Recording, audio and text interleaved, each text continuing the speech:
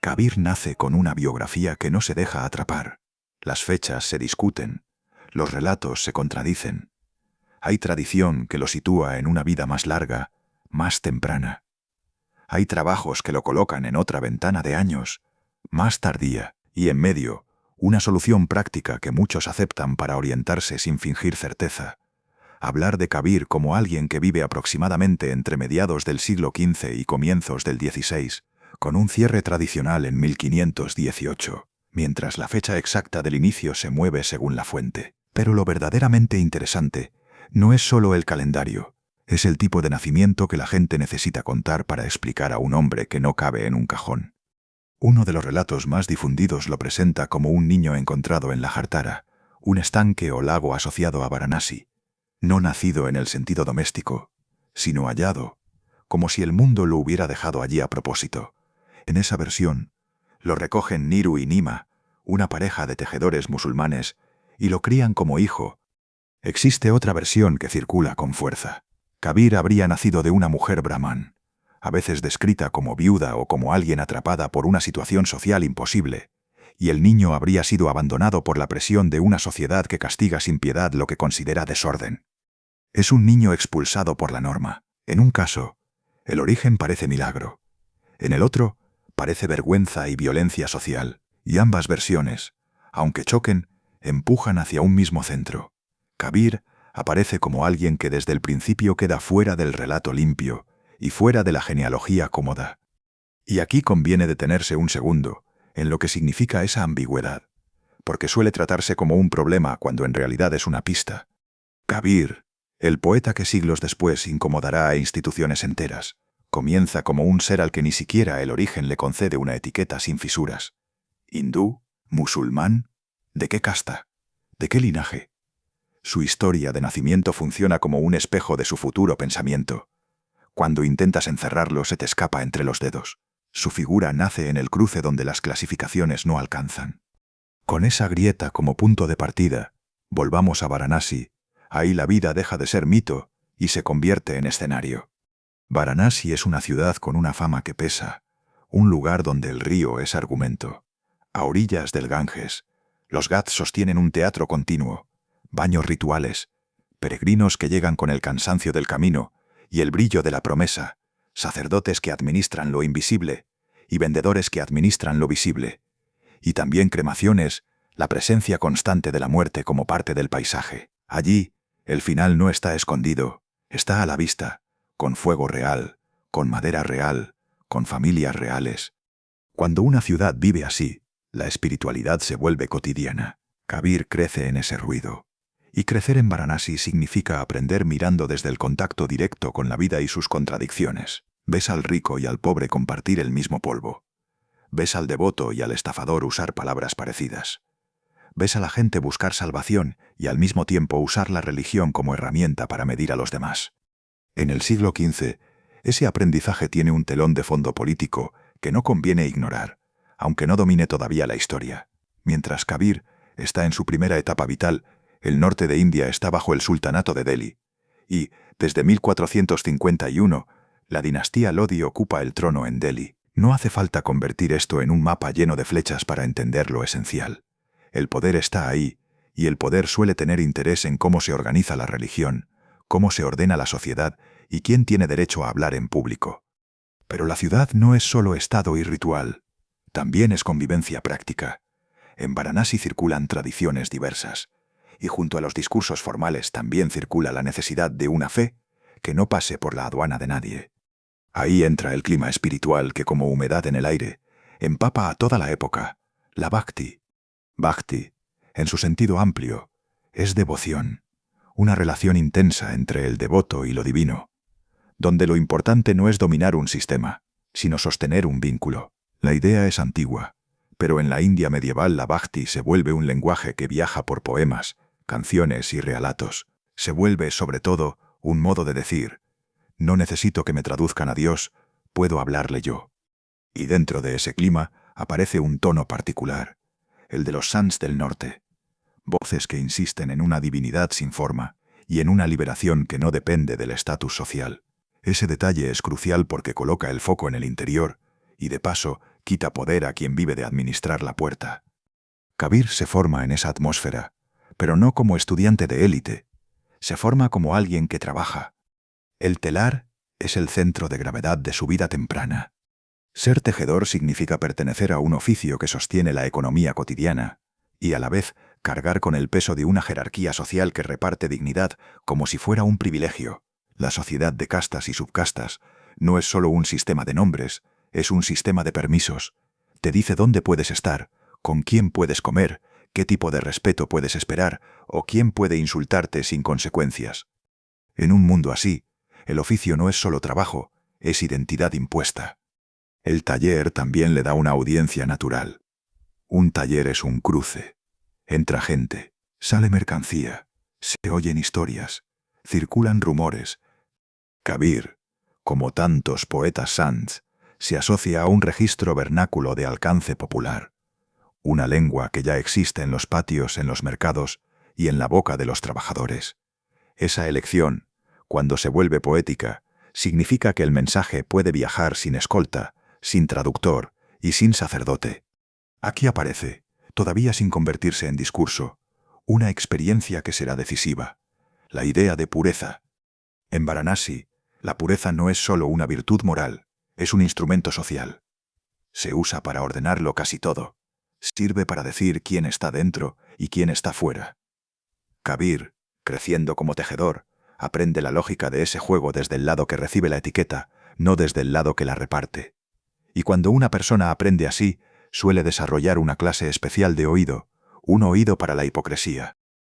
Llega un momento en que ya no es el muchacho del telar, es un hombre que sostiene la vida como se sostiene una tela, a base de tensión bien repartida. Y la primera tensión no es mística, es doméstica.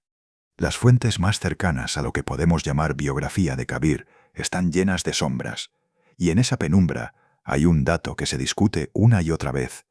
Kabir es recordado por muchos como un maestro que no se retiró del mundo, sino que vivió en él.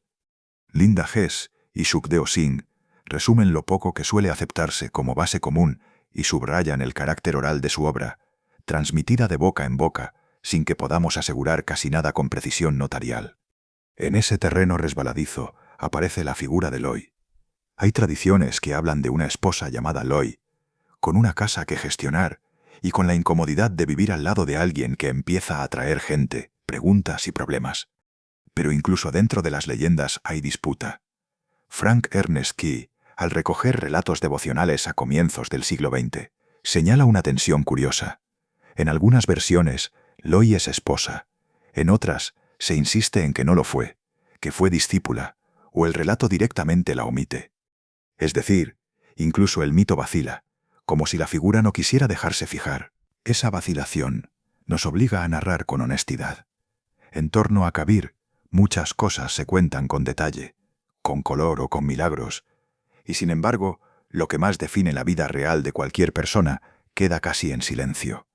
No porque no existiera, sino porque la memoria religiosa suele iluminar aquello que sirve a una enseñanza y dejar en sombra lo demás.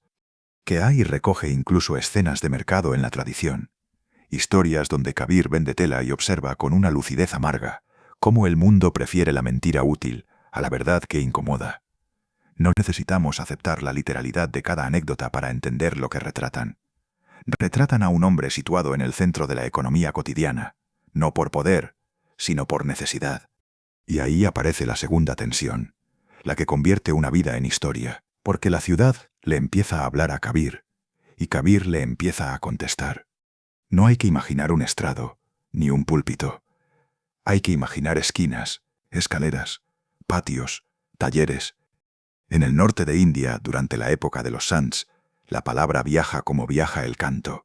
Se recuerda, se repite, se adapta.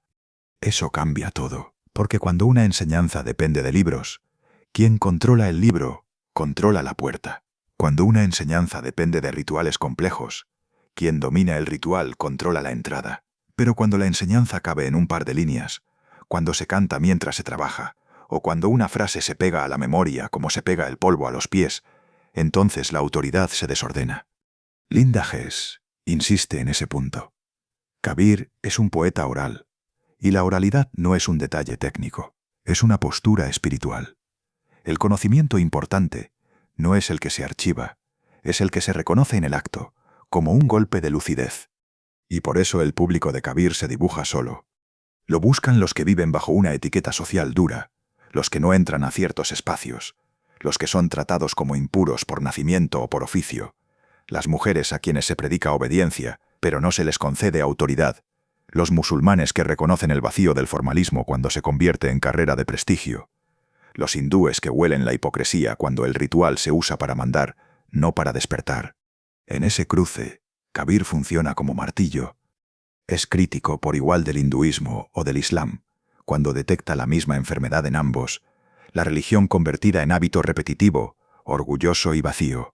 La crítica no apunta a la fe íntima, sino al automatismo que se exhibe como superioridad. Da igual el texto que se recite o el gesto externo que se cumpla si el corazón se usa solo para medir al vecino. Aquí aparece su núcleo doctrinal, y conviene decirlo de manera clara, como lo habría entendido un oyente en la calle. Kabir habla de lo divino como algo que no necesita forma. En términos posteriores, se le asocia a la corriente nirguna, una idea de lo supremo, sin cualidades, sin atributos que se puedan convertir en ídolo o en bandera. Kabir lo usa a su modo, como herramienta para desactivar la obsesión por el exterior. La consecuencia social es inmediata.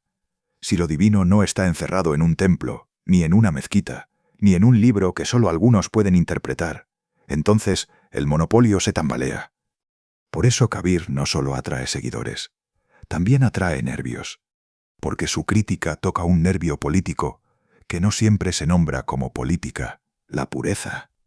En Varanasi, la pureza es un sistema operativo, decide distancias, comidas, contactos y reputaciones. Y Kabir la ataca justo donde más duele, en el punto en que deja de ser camino espiritual y se vuelve instrumento de control.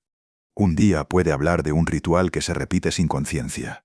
Otro día puede hablar de cómo la gente presume de lectura sagrada mientras su conducta es mezquina. Otro día puede señalar lo absurdo de llamar impuro a un cuerpo y al mismo tiempo usar ese cuerpo como mano de obra. Esa mirada, en una sociedad estratificada, tiene un efecto que se parece al fuego en un mercado de tela. No importa dónde empiece, importa cómo corre. Aquí la enseñanza de Kabir se vuelve, para muchos, un permiso moral. Permiso para no aceptar que el nacimiento decide el valor. Permiso para sospechar de quien vende salvación como si vendiera mercancía. Permiso para recordar que la devoción, si es real, no necesita teatro. La fama de Kabir se alimenta de una propiedad sencilla. Sus versos se pueden repetir. No requieren formación especial. No exigen un lugar oficial. Se cuelan en conversaciones, en cantos de trabajo o en discusiones de esquina. G.C. Singh remarcan que sus obras circularon oralmente durante periodos variables antes de ser recogidos por discípulos y admiradores, lo cual explica dos cosas a la vez: la potencia de su expansión y la dificultad de fijar un texto puro sin interpolaciones. Esa misma facilidad de circulación cambia la relación con el control social. Porque, en la práctica, una ciudad tolera muchas cosas mientras ocurran en privado. El problema llega cuando ocurren en público y, sobre todo, cuando son contagiosas. La calle es escenario y es tribunal. Cada vez que Kabir habla, alguien escucha con alivio y alguien escucha con ira. No hace falta que exista un decreto para que exista vigilancia. La vigilancia empieza antes, empieza como murmullo. Que ir recoge, dentro del tejido de leyendas, la idea de la oposición creciente, la acumulación de molestias y la irritación de figuras religiosas y sociales que se sienten desafiadas por la popularidad de un tejedor. En esos relatos aparecen amenazas, rivalidades y varios intentos de ridiculización. Mucho de ello es seguramente invención popular, pero el patrón es históricamente verosímil y encaja con lo que fuentes más generales señalan sobre Kabir, que su independencia lo puso en conflicto con ortodoxias de distinto signo. La persecución, cuando llega, rara vez empieza con un gran golpe. Empieza con el comentario que te cierra una puerta, con el comerciante que ya no quiere tratar contigo, con el vecino que te mira distinto, con el rumor de que tal autoridad está molesta, con el aviso de que no vuelvas a decir eso ahí. En esa Varanasi del siglo XV, bajo el dominio más amplio del sultanato de Delhi y con la dinastía Lodi marcando el clima del norte, Las fronteras religiosas son reales, pero también lo es el uso de la religión como herramienta de orden. La entrada de Kabir en el espacio público se convierte en algo más que un fenómeno devocional. Es una disputa por quién tiene derecho a hablar y qué tipo de vida se considera legítima. Un día, sin anuncio, el rumor deja de ser chisme y empieza a sonar como informe. Se vuelve más corto y más serio. Ya no pasa de boca en boca como entretenimiento, sino como advertencia. A Kabir le ocurre eso. Su palabra, nacida entre mercado, taller y escalones del río, empieza a provocar un efecto que las autoridades reconocen muy bien, no importa si están a favor o en contra. El efecto es que la gente pierde miedo a ciertas fronteras, y cuando una frontera pierde miedo, el que vive de vigilar esa frontera siente que se le mueve el suelo. En ese clima, la pregunta no es si Kabir molestaba a alguien, la pregunta es cuándo ese alguien iba a tener sello y autoridad oficial.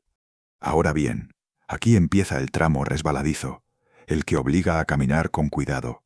Sobre el encuentro entre Kabir y Sikandar Lodi, lo que tenemos no son actas de tribunal ni cartas firmadas, sino relatos devocionales compuestos bastante tiempo después, dentro de una tradición que no escribe para archivar, sino para enseñar. Uno de los textos más importantes para entender esa maquinaria de leyendas es el Kabir Parachai de Anantadas, y el gran estudio moderno de ese material por David Lorenzen, con análisis sistemático de las leyendas. En una de estas llega la acusación. Líderes religiosos, tanto de un lado como del otro, se quejan. Lo que les preocupa no es una frase aislada, sino el patrón. Kabir ridiculiza el ritual cuando se usa como jerarquía. Desactiva el prestigio del intermediario. Y peor aún, lo hace en lenguaje popular, con versos que viajan solos. Las hagiografías describen entonces un repertorio que cualquier tradición reconoce. Arresto, comparecencia, amenaza, prueba pública. A veces aparece el motivo de la condena por herejía. A veces se sugiere que el castigo busca dar ejemplo, no solo eliminar una voz. En los estudios sobre literatura devocional, estas escenas se entienden como un género. El santo de casta baja que confronta al rey, resiste, y termina imponiendo una autoridad moral superior. No es una rareza exclusiva de Kabir, es un molde que se repite en varias vidas de sants. Y dentro de ese molde aparecen los elementos que delatan la leyenda. Las pruebas imposibles, el fuego que no quema, el agua que no ahoga, el elefante que no aplasta, la naturaleza, por así decirlo, tomando partido. Lorenzen y otros estudiosos señalan precisamente esto al analizar cómo las leyendas expresan la protesta social del débil contra el sistema, y cómo por eso mismo es difícil tratarlas como historia literal. Pero aquí viene lo interesante. Aunque no podamos firmar cada detalle, el sentido histórico de estas historias es real. En una sociedad jerarquizada, el castigo corporal es un lenguaje político. No solo busca dolor, busca aislamiento. Busca convertir a una persona en ejemplo para que otros vuelvan a su sitio. La tortura, cuando aparece en relatos medievales, suele tener esa doble función. Daña el cuerpo y disciplina la imaginación pública. Kabir, sin embargo, no nos deja un diario del episodio. No hay un texto suyo que describa, minuto a minuto, una celda, un interrogatorio o una sentencia. Lo que tenemos son versos atribuidos y tradiciones que crecen alrededor de su figura, y ahí la frontera entre historia y enseñanza se vuelve fina. Así que, si queremos ser honestos, hay que narrar el choque en su escala humana, sin inventar lo que nadie dejó escrito. Imagina lo que sí podemos afirmar sin forzar nada. Podemos afirmar que Kabir vivía en un entorno donde la religión era también institución y poder. Podemos afirmar que su crítica era doble, que no apuntaba a una comunidad única, sino al uso del ritual como orgullo y control. Podemos afirmar que existe una tradición fuerte que lo enfrenta a Sikandar Lodi, y que esa tradición presenta al santo probándose frente al rey. Y podemos afirmar que Sikandar Lodi, como figura histórica, tiene fama de ortodoxia dura dentro de las síntesis históricas más conocidas, lo cual hace verosímil que, al menos una voz como la de Kabir, resultara sospechosa para el orden político. Con esas piezas, la escena se vuelve más sobria y por eso mismo más inquietante. Un hombre que trabaja con hilo empieza a ser vigilado por gente que trabaja con sellos y castigos. La ciudad que antes discutía sus versos ahora los pesa. A quien le gustaban, lo repite más bajo. A quien le molestaban, lo repite con intención de acusar. El mismo verso puede ser consuelo para uno y prueba para otro. Y hay algo más que se juega aquí: la vida cotidiana. Porque cuando un Estado se interesa por ti, ya no se trata solo de tu reputación espiritual, se trata de tu pan, de tus clientes, de tu taller, de tu casa, de tus hijos, si los tienes, de la gente que te saluda en la calle. El peligro real del poder no es únicamente la cárcel, es el clima que vuelve la vida estrecha. Eso también explica por qué, en la memoria popular, el episodio se cuenta con tanta intensidad. La gente que vive abajo conoce esa sensación. Sabe lo que significa que el mundo se vuelva observación. En algunos relatos, el final del choque incluye un giro casi obligatorio. El gobernante, derrotado por la firmeza del santo, acaba admirándolo, incluso aceptándolo. En términos simbólicos, es una inversión del mundo. El rey se inclina ante el tejedor. En términos históricos, puede leerse como un deseo. El deseo de que la autoridad moral sea más fuerte que la violencia. Y ese deseo, en tiempos duros, se convierte en historia contada una y otra vez. Pero incluso si descartáramos el triunfo milagroso y nos quedáramos con lo mínimo, Kabir sale de ese tramo marcado, no necesariamente por cicatrices físicas que podamos describir, porque nadie nos las describe con certeza. Marcado por una evidencia social. Su palabra ya no es solo una molestia de barrio, su palabra ha tocado el borde del Estado. Y cuando eso pasa, la pregunta siguiente no es filosófica, es logística. ¿Dónde se vive cuando el aire se llena de ojos? Y entonces, Kabir decide irse. Se dirige a Mahar, un lugar que la tradición popular tenía por un lugar maldito para morir. En el imaginario de mucha gente, morir allí era una mala jugada cósmica, una caída en la próxima vida, un castigo por no saber elegir el escenario final. Kabir, que llevaba media vida pinchando el globo de los rituales vacíos, elige precisamente ese punto del mapa para clavar su última aguja. Según la administración local de la zona, la explicación se conserva como un gesto deliberado. Kabir escoge Mahar para deshacer el mito de que el último aliento, según el lugar, dicta el destino del alma. Y allí, junto a su memoria, hoy se levantan un mausoleo y una samadhi, uno al lado del otro. No hace falta imaginarlo con dramatismo. Basta con imaginar lo humano. Un hombre mayor, de oficio humilde, acostumbrado al ruido de la ciudad y a la fricción de las palabras, caminando hacia un lugar que no promete prestigio, dejando atrás Varanasi, su escenario natural, su calle, su audiencia. No se lleva el poder con él. Se lleva su voz. Mahar no es un final bonito, y justo por eso funciona. Si el mensaje de Kabir tenía un nervio constante, era este. Lo divino no es propiedad de una casta, ni de una profesión, ni de un uniforme religioso, y tampoco es propiedad de un código postal. La idea de que un sitio garantiza la liberación y otro condena es, para él, la misma trampa con otro perfume. La mente ama las garantías porque le evitan el trabajo interior. Kabir no se fía de las garantías. Cuando se instala en Mahar, está convirtiendo su cuerpo en argumento.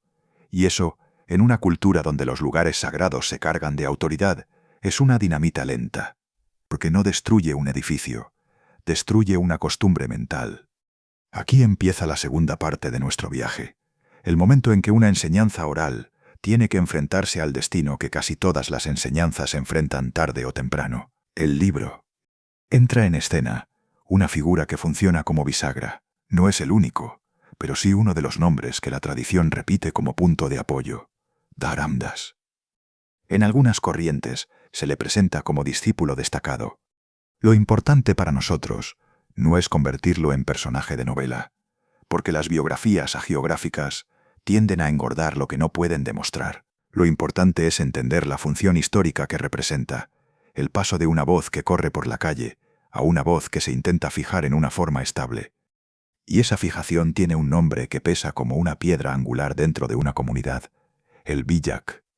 El Biyak es tratado como el libro sagrado del Kabir Panth, la comunidad devocional vinculada a Kabir, y nadie sabe con exactitud cuándo se formó esa comunidad. Hay incluso estimaciones académicas que sitúan el origen del Panth como organización claramente reconocible, bastante después de la muerte de Kabir, quizá entre 1600 y 1650, aunque admitiendo que es cálculo aproximado. Durante un tiempo, Kabir existe de una manera peligrosamente libre. Existe como circulación, como canción que pasa de boca en boca, como sentencia que alguien repite en una puerta, como burla que alguien se atreve a decir en voz baja cuando el sacerdote se gira.